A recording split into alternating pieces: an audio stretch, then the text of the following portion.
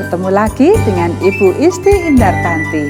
Kali ini Ibu akan membawakan satu cerita yang sangat bagus buat kalian.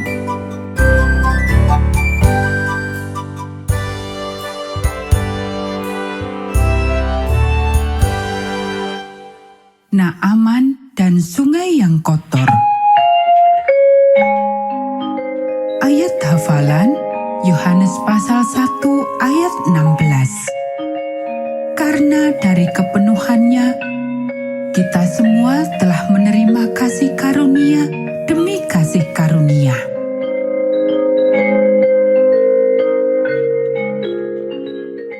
Pekabaran pelajaran ini, kasih karunia Allah untuk semua orang.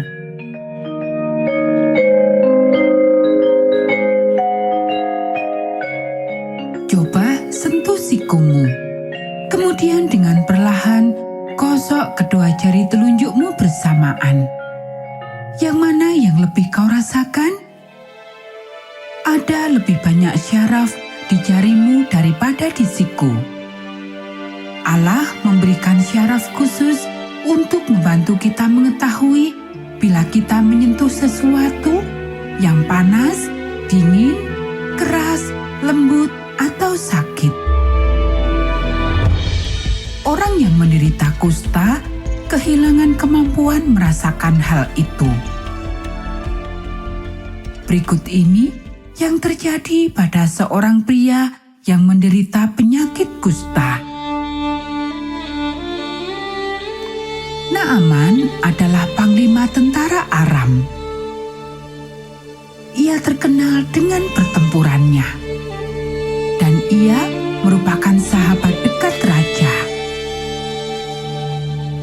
Suatu hari, prajurit ini jatuh sakit. Kulitnya mulai mengering, berubah menjadi putih, dan mulai rontok. Ia kehilangan beberapa indera perasa. Naaman terkena penyakit kusta. Satu penyakit yang tidak dapat disembuhkan oleh dokter manapun.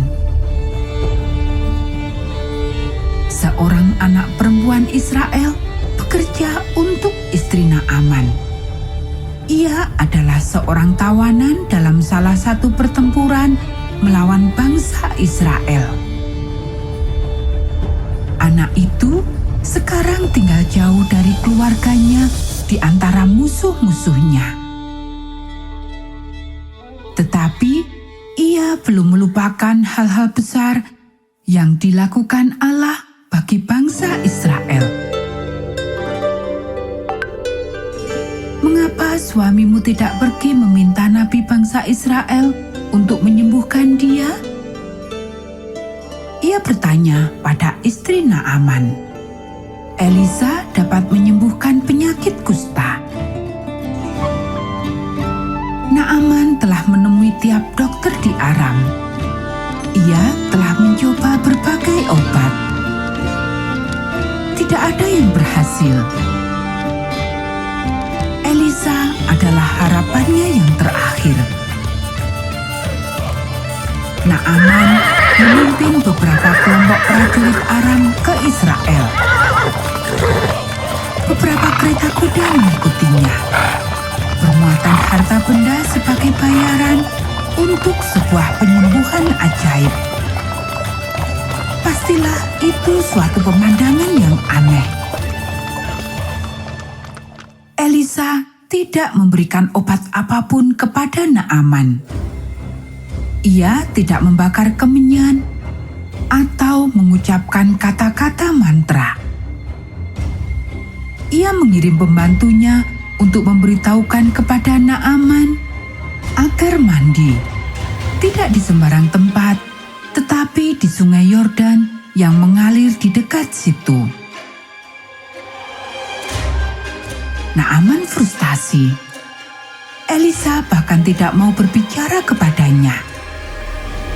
Ia telah berharap Allah Israel akan melakukan hal besar, tetapi dia malah disuruh mandi di sungai yang kotor.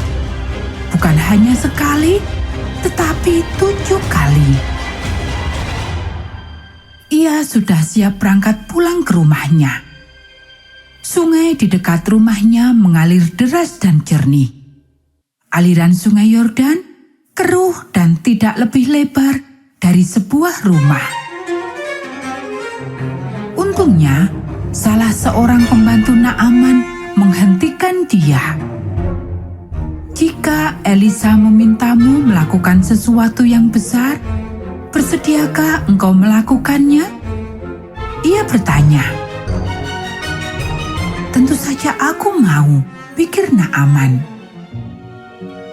Ia telah menaklukkan seluruh negeri. Tidak ada hal besar yang tidak dapat dilakukannya, kecuali menyembuhkan dirinya sendiri. Pembantunya itu melanjutkan, "Kalau begitu, apakah susahnya melakukan hal kecil semacam itu?" Kemudian Naaman menyadari bahwa kesembuhannya hanya datang dari kasih karunia Allah. Ia akan melakukan petunjuk Nabi Allah. Ia pergi ke sungai Yordan. 6 kali ia membenamkan diri di dalam air. Tidak ada yang terjadi. Ketika ia muncul dari dalam air ke-7 kalinya, sesuatu telah berubah. Kulitnya yang pucat dan kering telah lenyap. Ia ditutupi dengan kulit yang lembut dan sehat, seperti kulit anak muda. Tidak hanya bagian luarnya saja yang berubah, Naaman juga berubah di dalam dirinya. Aku mengetahui bahwa Allah Israel adalah satu-satunya Allah yang benar, katanya. Hanya kasih Allah yang dapat membuat seorang anak perempuan tahanan berbuat baik kepada orang yang menahannya. Hanya kekuatan Allah yang dapat melakukan mujizat melalui Nabi Elisa. Dan hanya kasih karunia Allah yang dapat menyembuhkan prajurit asing dari dosa dan penyakitnya.